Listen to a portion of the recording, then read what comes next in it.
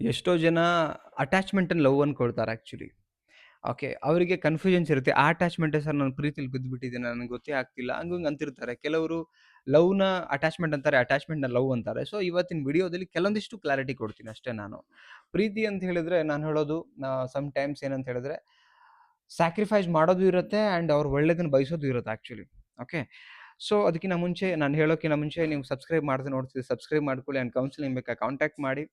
ನಿಮಗೆ ಡೀಟೇಲ್ಸ್ ಮಾತಾಡಬೇಕು ಅಂತ ಹೇಳಿದ್ರೆ ಬಟ್ ಚಾರ್ಜಸ್ ಇರುತ್ತೆ ಕೌನ್ಸೆಲಿಂಗಿಗೆ. ಆ್ಯಂಡ್ PDF ಬೇಕು ನಿಮಗೆ ತುಂಬ ಬ್ರೇಕಪ್ ಆಗಿ ಡಿಪ್ರೆಷನ್ ಹೋಗಿದ್ದೀರಾ ಅಂತ ಹೇಳಿದ್ರೆ ಅದಕ್ಕೆ ರಿಲೇಟೆಡ್ PDF ಇರುತ್ತೆ ನಮ್ಮ ಹತ್ರ.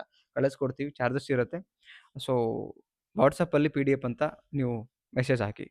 ಫಸ್ಟ್ ಪಾಯಿಂಟ್ ಏನಂತ ಹೇಳಿದ್ರೆ ಒಬ್ರಿಲ್ಲದೆ ಇರೋಕೆ ಆಗ್ತಿರಲ್ವಲ್ಲ. ಸೊ, ಅದನ್ನ ಎಷ್ಟೋ ಜನ ಏನಂತ ಹೇಳಿದ್ರೆ ಪ್ರೀತಿನ ಅನ್ಕೊಂಡ್ಬಿಟ್ಟಿರ್ತಾರೆ. ಫ್ರೆಂಡ್ಸ್‌ಗಳ ಮಧ್ಯನೂ ಕೂಡ ಈ ಬಾಂಡಿಂಗ್ ಬೆಳೆದಿರುತ್ತೆ. ಅಟ್ಯಾಚ್‌ಮೆಂಟ್ ಬೆಳೆದಾಗ ಲವ್ ಅಂತಾನೆ ಅಲ್ಲ. ಫ್ರೆಂಡ್‌ಶಿಪಲ್ಲೂ ಕೂಡ ಬಿಟ್ಟಿರೋಕೆ ಆಗದೆ ಇರುವಂಥ ಅಟ್ಯಾಚ್‌ಮೆಂಟ್ ಬೆಳೆದಾಗ ಇದನ್ನ ಪ್ರೀತಿ ಅನ್ಕೊಂಡ್ಬಿಟ್ಟಿರ್ತಾರೆ. ಇಲ್ಲ, ರಾಂಗ್ ಅದು ಆ್ಯಕ್ಚುಲಿ. ಏನು ಅಂತ ಹೇಳಿದ್ರೆ ಲೈಕ್ ಅಟ್ಯಾಚ್‌ಮೆಂಟ್ ಎಲ್ಲಾ ರಿಲೇಶನ್‌ಶಿಪ್ ಅಕ್ಕ-ತಮ್ಮನ ಮಧ್ಯೆ ಬೆಳೆದಿರುತ್ತೆ. ತಾಯಿ ಮಗನ ಮಧ್ಯೆ ಬೆಳೆದಿರುತ್ತೆ. ಅಕ್ಕ-ತಂಗಿರ ಮಧ್ಯೆ ಬೆಳೆದಿರುತ್ತೆ. ತಂದೆ ಮಗನ ಮಧ್ಯೆ ಬೆಳೆದಿರುತ್ತೆ. ಫ್ರೆಂಡ್ಸ್‌ಗಳ ಮಧ್ಯೆ ಬೆಳೆದಿರುತ್ತೆ. ಒಂದು ಅಟ್ಯಾಚ್‌ಮೆಂಟ್ ಬೆಳೆದಿರುತ್ತಷ್ಟೇ. ಆ ಅಟ್ಯಾಚ್‌ಮೆಂಟು ನಿಮ್ಗೆ ಅವರ ಮಧ್ಯ ಯಾವ ಅಟ್ಯಾಚ್‌ಮೆಂಟ್ ಇದೆ ಅಂತ ಕ್ಲಾರಿಫೈ ಮಾಡ್ಕೊಳ್ಳಿ ಫಸ್ಟು. ಅದನ್ನು ಸುಮ್ಮನೆ ಅಟ್ಯಾಚ್‌ಮೆಂಟನ್ನೇ ಪ್ರೀತಿ ಅಂತ ಎಷ್ಟೋ ಜನ ಅನ್ಕೊಂಡ್ಬಿಡ್ತಾರೆ. ಅದು ರಾಂಗ್ ಆಗುತ್ತೆ ಫಸ್ಟ್ ಪಾಯಿಂಟ್. ಸೆಕೆಂಡ್ ಪಾಯಿಂಟ್ ಏನಂತ ಹೇಳಿದ್ರೆ ಎಕ್ಸೆಸಿವ್ ಫಿಯರ್ ಅಂದ್ರೆ ತುಂಬಾ ಭಯ ಪಡ್ತಿರ್ತಾರೆ ಆ ರಿಲೇಶನ್‌ಶಿಪ್ಪಲ್ಲಿ. ಸೊ, ಆ ಭಯ ಪಡುವಂಥದ್ದು ಏನು ಆಕ್ಚುಲಿ ಪ್ರೀತಿನಲ್ಲಿ ಭಯ ಪಡೋ ಅವಶ್ಯಕತೆ ಬರಲ್ಲ. ನೆಟ್ಟಿಗಿದ್ರೆ ಮುಗಿದೋಯ್ತು. ಕ್ಲಿಯರ್ ಆಗಿ ಅಂಡರ್‌ಸ್ಟ್ಯಾಂಡಿಂಗ್ ಅಲ್ಲಿ ಇದ್ರೆ ಮುಗಿದೋಯ್ತು. ಎಷ್ಟೋ ಜನ ಎಕ್ಸೆಸಿವ್ ಫಿಯರ್ ಅಂತ ಬಂದಾಗ ಈಗ ಒಂದು ಅಣ್ಣ-ತಂಗಿ ಮಧ್ಯೆ ಒಂದು ಎಕ್ಸೆಸಿವ್ ಫಿಯರ್ ಇರುತ್ತೆ. ಬಿಕಾಸ್ ಅಣ್ಣ ಅಂತ ಒಂದು ಗೌರವದಲ್ಲಿ ಭಯ ಇರುತ್ತೆ. ಫ್ರೆಂಡ್‌ಶಿಪ್ಪಲ್ಲಿ ಫ್ರೆಂಡ್ ಅನ್ನೋ ಒಂದು ಗೌರವ ಮತ್ತೆ ಆ ಒಂದು ಭಯ ಇರುತ್ತೆ. ಅದರ ಕ್ಲಾರಿಟಿ ನಿಮಗಿರ್ಬೇಕು ಆ್ಯಂಡ್ ಅವರಿಗಿರ್ಬೇಕು. ಅದ್ನ ತಿಳ್ಕೊಳ್ಬೇಕು. ಭಯ ಇದ್ದ ತಕ್ಷಣ ಲವ್ ಅಲ್ಲ, ಅದು ಲವ್ ಅಲ್ಲ. ಸೊ, ನೆಕ್ಸ್ಟ್ ಬಂದೇನಂದ್ರೆ ಕನ್ಸ್ಟಂಟ್ ಲೈಕ್ ವ್ಯಾಲಿಡೇಷನ್ ಬೇಕಾಗುತ್ತೆ. ಕನ್ಸ್ಟಂಟ್ ವ್ಯಾಲಿಡೇಷನ್ ಅಂತ ಹೇಳಿದ್ರೆ ಲೈಕ್ ಕ್ಲಿಯರ್ ಆಗಿ ವ್ಯಾಲಿಡ್ ಮಾಡಿ ನೀವೇನ್ ರಿಲೇಶನ್‌ಶಿಪ್ ಇದೆ ಅದು ಅಂತ ಹೇಳಿ. ಓಕೆ. ನಿಮ್ಮ ಅವರ ಮಧ್ಯೆ ಏನು ಬಾಂಡಿಂಗ್ ಇದೆ. ನೀವು ಯಾವ ಒಂದು ಪ್ಲೇಸ್‌ನ ಕೊಟ್ಟಿದ್ದೀರಿ ಆಕ್ಚುಲಿ.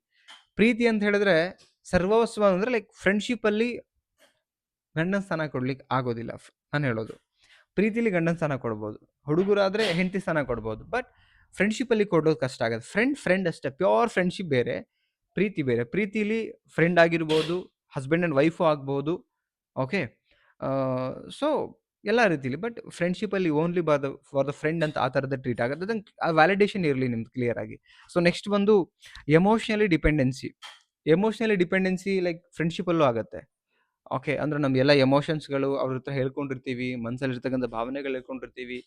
ಅವ್ರಿಗೆ ಎಮೋಷನಲಿ ಒಂದು ಅವ್ರದ್ದು ನಮ್ದು ಮಧ್ಯೆ ಒಂದು ಬಾಂಡಿಂಗ್ ಬೆಳೆದಿರುತ್ತೆ. ಅದನ್ನ ಪ್ರೀತಿ ಅನ್ಕೊಂಡ್ಬಿಡ್ಬೇಡಿ. ಸ್ನೇಹದ ಮಧ್ಯೆನೂ ಆಗಿರುತ್ತೆ.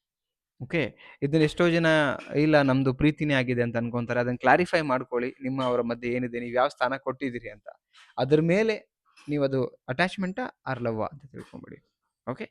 ಸೊ, ವಿಡಿಯೋ ಏನಿಸ್ತು ಅದನ್ನ ಏನದು ಕಮೆಂಟ್ ಸೆಕ್ಷನಲ್ಲಿ ಕಮೆಂಟ್ ಮಾಡಿ. ಇಷ್ಟ ಆದರೆ ಒಂದು ಲೈಕ್ ಮಾಡಿ ಆ್ಯಂಡ್ ಎಲ್ರಿಗೂ ಶೇರ್ ಮಾಡಿ. ಸಬ್ಸ್ಕ್ರೈಬ್ ಮಾಡದೆ ನೋಡ್ತಿದ್ರೆ ಸಬ್ಸ್ಕ್ರೈಬ್ ಮಾಡ್ಕೊಳ್ಳಿ ಆ್ಯಂಡ್ ಕೌನ್ಸೆಲಿಂಗ್ ಬೇಕಾ ಕಾಂಟ್ಯಾಕ್ಟ್ ಮಾಡಿ. ಮತ್ತೊಂದು ಟಾಪಿಕಲ್ಲಿ ಸಿಗೋಣ. Thank you so much. Bye.